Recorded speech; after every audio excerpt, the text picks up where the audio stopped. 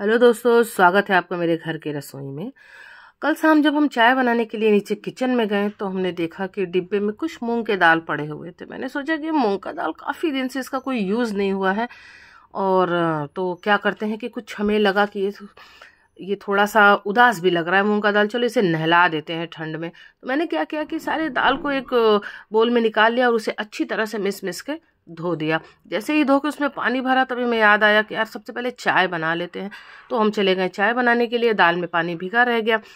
तो जैसे ही हम चाय बनाए तो उसके बाद चाय इतना टेस्टी इतना बढ़िया चाय बन के तैयार हुआ। मुझे लगा कि अब मुझे सिर्फ चाय ही पीना चाहिए और किसी तरफ ध्यान नहीं देना चाहिए। तो मैंने दाल को उसी तरह से छोड़ दिया पानी के साथ और मैं ऊपर चली आई कमरे में। मैंने चाय पी लिया। जब चाय पी के आराम से इधर उधर का टाइम बिताने के बाद मुझे अचानक से याद आया कि यार मैंने दाल को पानी में भिगो दिया था, अब तो वो ख़राब हो गया होगा। लेकिन जैसे ही नीचे गए तो देखें कि दाल तो भिगा हुआ है और बहुत ही अच्छे से खुशी के मारे फूल फूल के बड़ा बड़ा हो गया। तो पानी निकालने के बाद मैंने कहा कि अब इस दाल का क्या बन सकता है।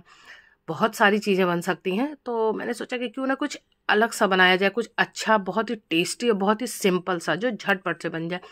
फटाफट से दाल को मिक्सी के जार में डाल दिए, उसमें डाल दिया अदरक लहसुन मिर्चा, ये आप डाल सकते हैं, और इसमें थोड़ा सा जीरा डाल के हमने इसे मिक्सी में चला दिया। एक स्मूदी सा पेस्ट बना लिया जिसमें डाल दिया है नमक और ग्रेट किया हुआ गाजर। गाजर ऑप्शनल है, आप चाहे तो डालें या न डालें। इसमें डाल दिया हरा धनिया।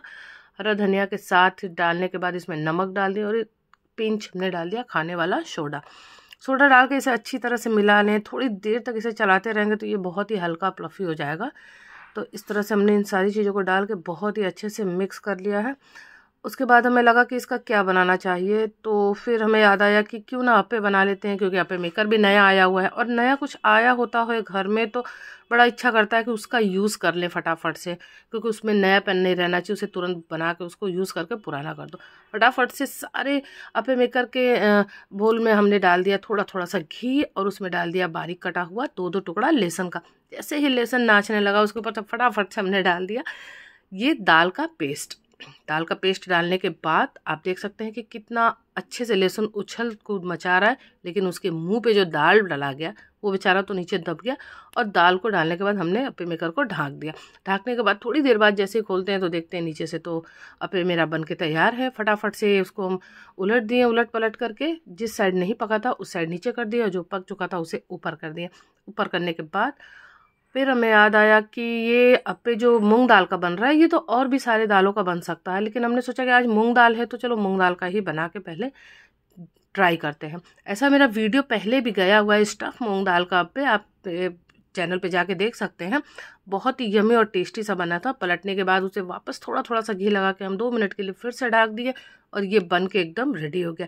तो गर्मा गर्म अप्पे बन के रेडी है, लेकिन इसको हम खाएंगे किस चीज़ से? जी हाँ, चटनी के साथ।